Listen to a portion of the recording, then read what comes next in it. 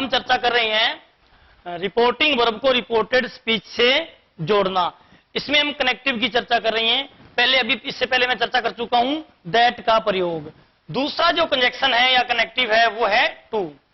इसका प्रयोग हम जितने भी इंपेरेटिव सेंटेंस होते हैं उनमें हम दैट का टू का प्रयोग करते हैं। इंपेरेटिव में आज्ञासूचक, आदेशात्मक और निवेदनात्मक सभी प्रकार के वाक्य इंपेरेटिव स्टेटमेंट में आते हैं। इनमें हम रिपोर्टिंग वर्ब और रिपोर्टेड स्पीच को जोड़ने के लिए टू कंजक्शन का प्रयोग करते हैं। जैसे मैं एक दो उदाहरण यहां पर लिखता हूं।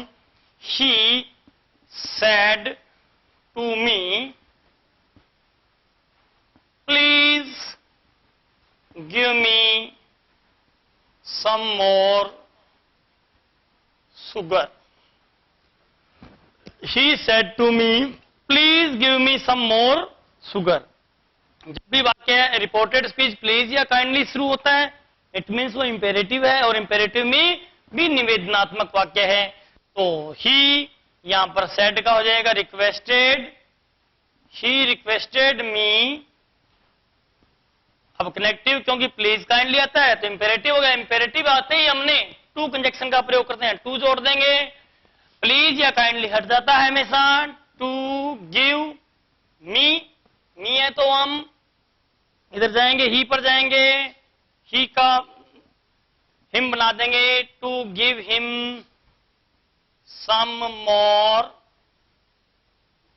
Sugar, to give him some more sugar. इस प्रकार जितने भी इंपेरेटिव वाक्य आएंगे उनमें हम टू का प्रयोग करेंगे, टू से कंजक्शन जोड़ेंगे। इसमें यहां पर टेंस वाला नियम कोई आगे लागू इसमें इन वाक्यों में नहीं आता टू के बाद, क्योंकि फर्स्ट फॉर्म का प्रयोग होता है। और लिखो master said to his servant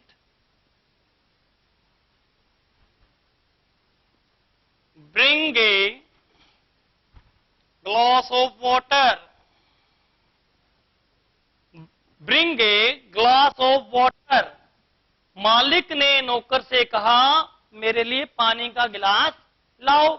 तो कैसा वाक्य है? इंपेरेटिव है अर्थात आदेश दिया गया है। ऐसी स्थिति में यहां सेड बदल जाएगा ऑर्डर्ड में। Master ordered his servant to bring a glass of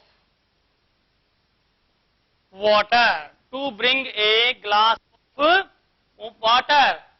इस प्रकार से जो ये इंपेरेटिव है यानी जो निवेदनात्मक वाक्य है या आदेशात्मक वाक्य है इनमें हम टू का प्रयोग करते हैं। इसी तरह से मैं एक एडवाइस वाला करा देता हूं। Teacher said to his students work hard to get good marks.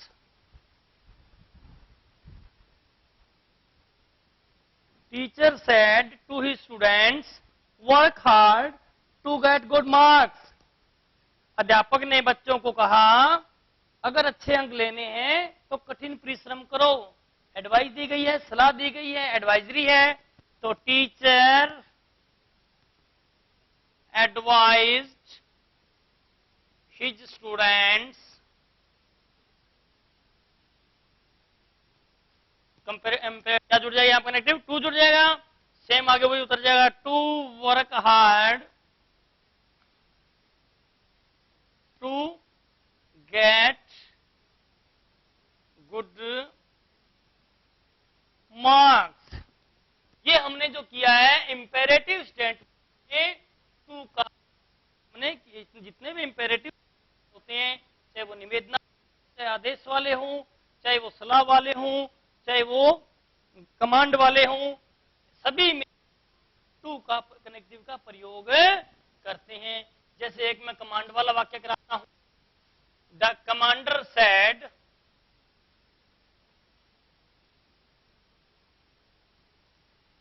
To his soldiers fire.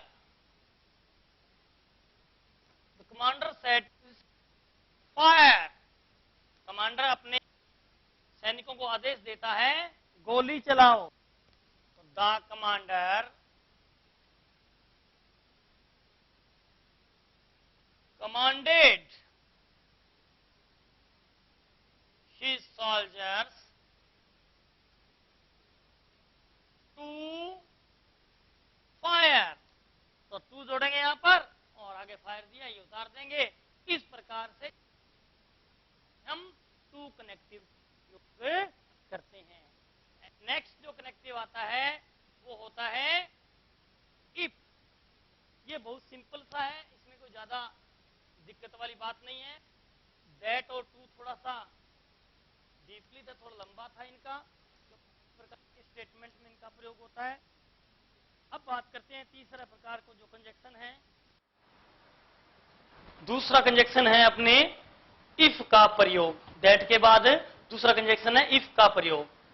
हम रिपोर्टिंग वर्ब और रिपोर्टेड, कौन से रिपोर्टेड स्पीच को जोड़ने के लिए हम इफ का प्रयोग करते हैं, इस बारे में हम चर्चा करेंगे। यदि दिया गए स्टेटमेंट का रिपोर्टेड स्पीच डायरेक्ट किसी हेल्पिंग वर्ब या मॉडल्स से शुरू हो रहा है, तो ऐसी स्थिति में रिपोर्टिंग वर्ब और रिपोर्टेड स्पीच को जोड़ने के लिए इफ कनेक्टिव का प्रयोग हम लोग करते हैं। जैसे उदाहरण के तौर पे, he said to me do you like tea. He said to me do you like tea. Direct do helping verb है, यानी हेल्पिंग वर्ब में कौन कौन सी होती है वो भी आपको दोबारा यहां बता दूं मैं आपको। Do, does, did, is, am, are, was, were, has, have, had, will, shall. इसके अलावा मॉडल्स में can, may, could, would, should, इनसे अगर डायरेक्ट ये रिपोर्टेड स्पीच शुरू हो रहा है तो रिपोर्टिंग वर्ब और रिपोर्टेड स्पीच को जोड़ने के लिए इफ कनेक्टिव का प्रयोग करते हैं। जैसे अब इसको हम सॉल्व करेंगे। ही आस्क्ड मी इफ, यहां प्रोनाउन क्या है, यू है, इसके according if I liked tea. If I liked tea. और वाक्य एक उदाहरण देता हूं मैं आपको। She said to me will you help me. She said to me will you help me. Will helping verb है, डायरेक्ट हेल्पिंग वर्ब से शुरू हो रहा है, इसलिए दोनों में कंजक्शन जोड़ने के लिए इफ का प्रयोग करेंगे। तो सी क्योंकि इंटरोगेटिव है, सेड आस्क्ड में बदल जाएगा। सी आस्क्ड मी इफ आई, और सेल विल दोनों को वुड में बदलते हैं, if I would help her. If I would help her. तो इस प्रकार से जब हेल्पिंग वर्ब से डायरेक्ट हेल्पिंग वर्ब से रिपोर्टेड स्पीच शुरू हो रहा है, तो दोनों में रिपोर्टिंग वर्ब और रिपोर्टेड स्पीच में संयोजन का कार्य इफ करेगा, अर्थात इफ कनेक्टिव का प्रयोग हम यहां पर करेंगे। इसी प्रकार से मैं एक मॉडल्स का उदाहरण देता हूं। जैसे Mohan said to his friend can you lift this box. Mohan said to his friend can you lift this box. Can या मॉडल्स है, तो जैसे ही मॉडल्स आता है हम समझ जाएंगे कि इसमें कनेक्टिव जो हम इफ का प्रयोग करेंगे। तो Mohan asked his friend if he, अब कैन किस में बदलना है, कुड में। सेल और विल दोनों किस में बदलने हमने, वुड में, और कैन बदल जाएगा कुड में। Mohan asked his friend if he could lift that box. If he could lift that box. ये हो गया रिपोर्टिंग वर्ब वर्ब है रिपोर्टेड स्पीच में इफ कनेक्टिव का प्रयोग। जो थर्ड बच गया वो है हमारे टू का प्रयोग, टू कनेक्टिव का प्रयोग।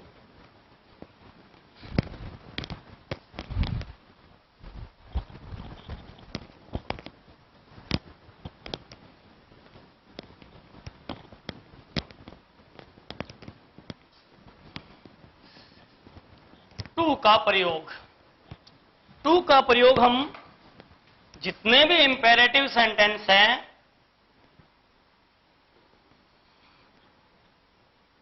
उनमें हम टू का प्रयोग करते हैं। अब इंपेरेटिव सेंटेंस कौन से होते हैं ये भी मैं आपको बता देता हूं। निवेदनात्मक सेंटेंस जो प्लीज या काइंडली से आरंभ होते हैं। इसके अलावा आदेशात्मक या कमांड वाले जो सेंटेंस होते हैं ये भी इंपेरेटिव में आते हैं। ये सारे या सलाह वाले जो भी हैं, मार्गदर्शन जिनमें दिया होता है, ये सेंटेंस भी इंपेरेटिव सेंटेंस में आते हैं। इनमें इन वाक्यों में हम टू कनेक्टिव का प्रयोग करते हैं। जैसे my friend said to me please give me some money. My friend said to me please give me some money. जो भी वाक्य प्लीज या काइंडली से आरंभ होता है इंपेरेटिव होगा, और इंपेरेटिव में भी निवेदनात्मक स्टेटमेंट वो होगा, रिक्वेस्ट वाला स्टेटमेंट वो होगा। जो वाक्य प्लीज या काइंडली से शुरू होते हैं उनमें सेड को हम रिक्वेस्टेड में बदलेंगे, टू कनेक्टिव लगा करके इस वाक्य को उतार देंगे। तो my friend requested me to give him some money। इसी प्रकार से कोई एडवाइस वाला वाक्य हो, जैसे our English teacher said work hard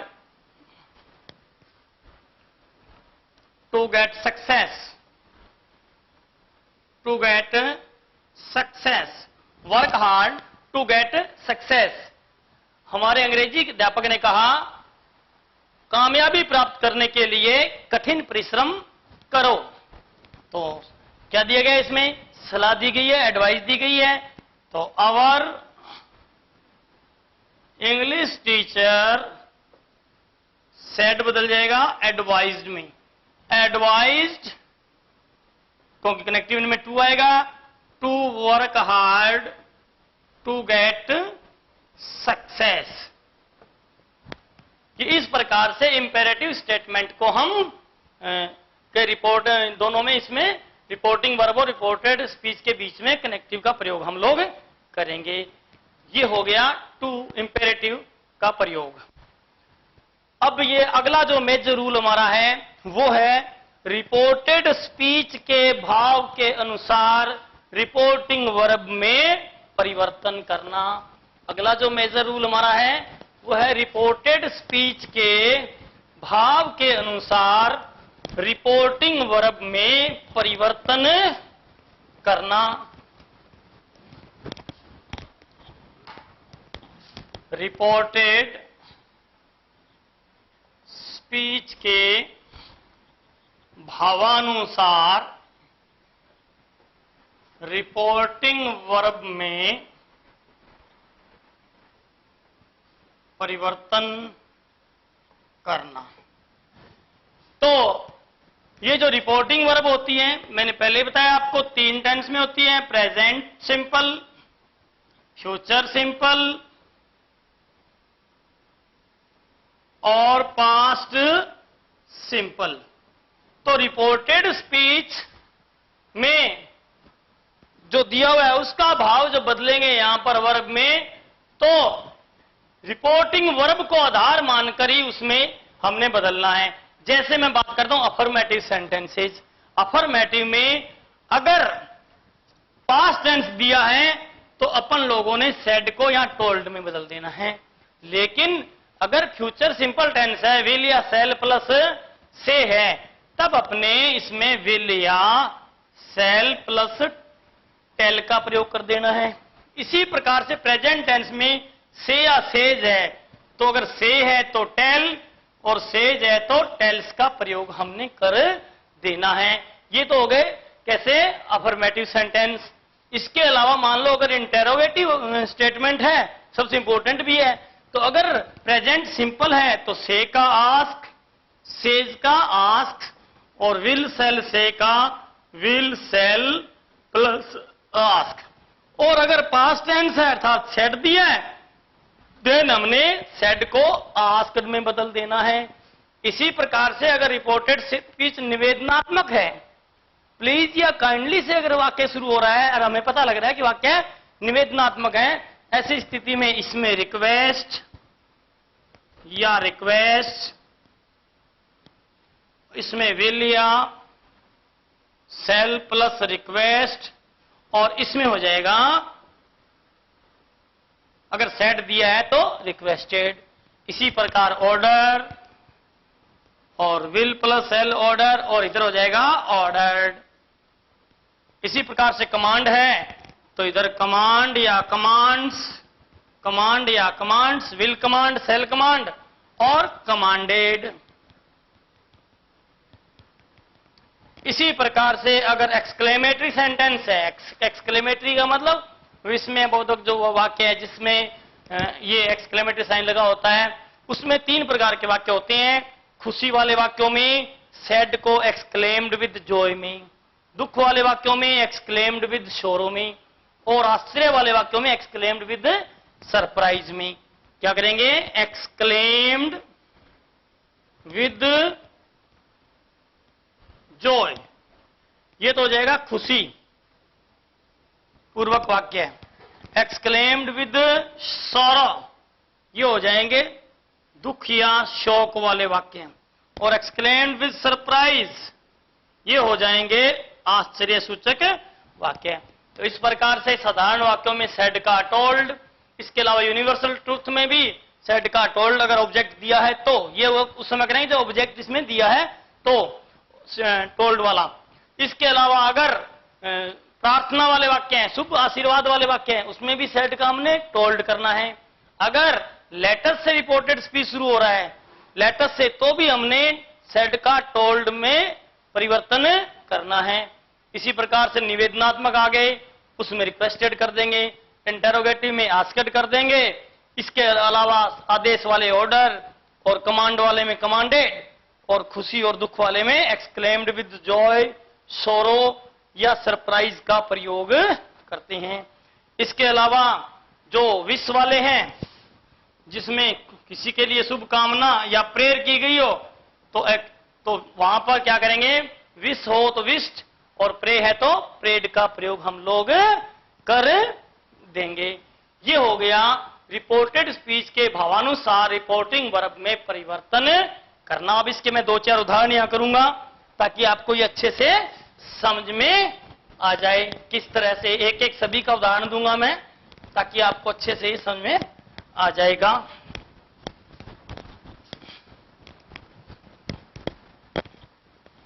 the beggar said,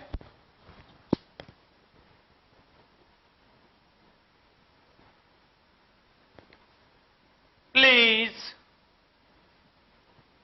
give me some food. The beggar said, please give me some food. तो पता लग गया हमें, प्लीज लगा हुआ है, इंपेरेटिव सेंटेंस है, तो इधर सेड का क्या हो जाएगा? रिक्वेस्टेड हो जाएगा। और हम कंजक्शन का पहले कर चुके हैं, इंपेरेटिव वाक्यों में टू जुड़ जाएगा, बाकी कोई इसमें बड़ा परिवर्तन है नहीं। तो the beggar requested to give, अब यहां मी है क्योंकि द बेगर थर्ड पर्सन है, इसलिए यहां पर हो जाएगा him, to give him some food, to give him some food. इसी प्रकार से मैं कोई सुझाव वाले वाक्य करवाता हूं, जैसे my friend said to me let us go for a walk now. Let us go for a walk now.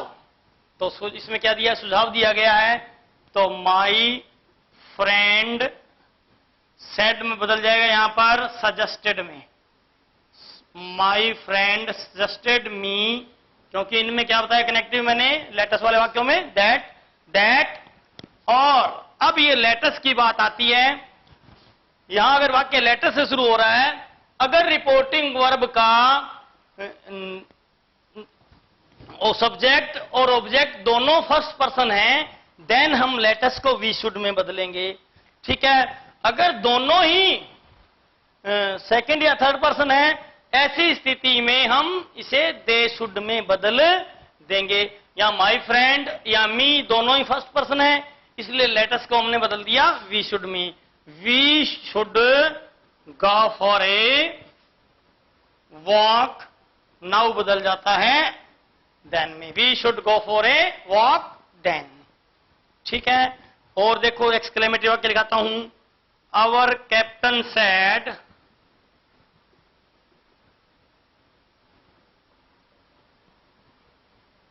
Hurrah we have won the match.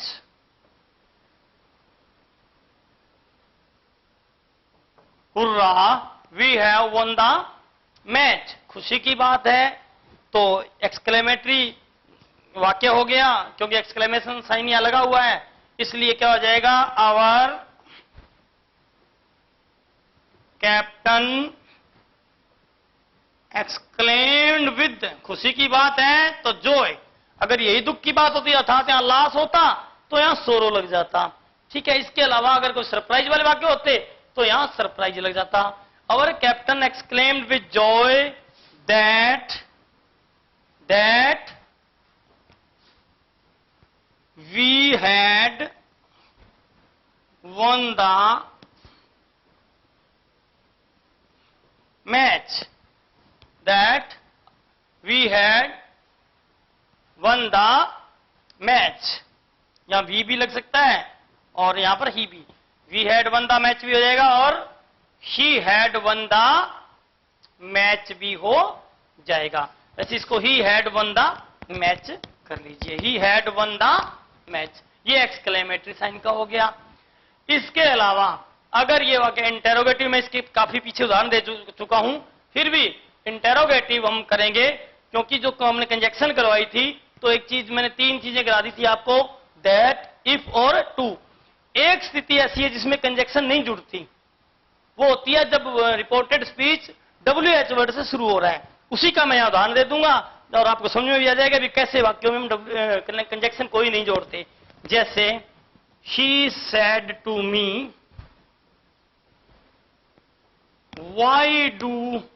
why did you beat my brother? She said to me, why did you beat my brother? उसने मुझे कहा आपने मेरे भाई को क्यों पीटा। She, क्योंकि said का हमें पता है प्रश्नवाचक लगा हुआ है, said asked में बदल जाएगा, he asked me। अब आइए यहां पर जो चीजें समझानी है, मैंने बताया था साधारण वाक्यों में उनमें दैट लगाएंगे, इंपेरेटिव में टू लगाएंगे, और जो डायरेक्ट हेल्पिंग वर्ड शुरू होते हैं उनमें इफ जोड़ेंगे। लेकिन जो WH वर्ड से शुरू होता है उनमें हमने कोई कनेक्टिव नहीं जोड़ना, वही WH वर्ड यहां लगा देंगे। ही आस्क्ड मी वाई, क्योंकि डिड पास्ट सिंपल टेंस है, इसको पास्ट परफेक्ट में बदलेंगे।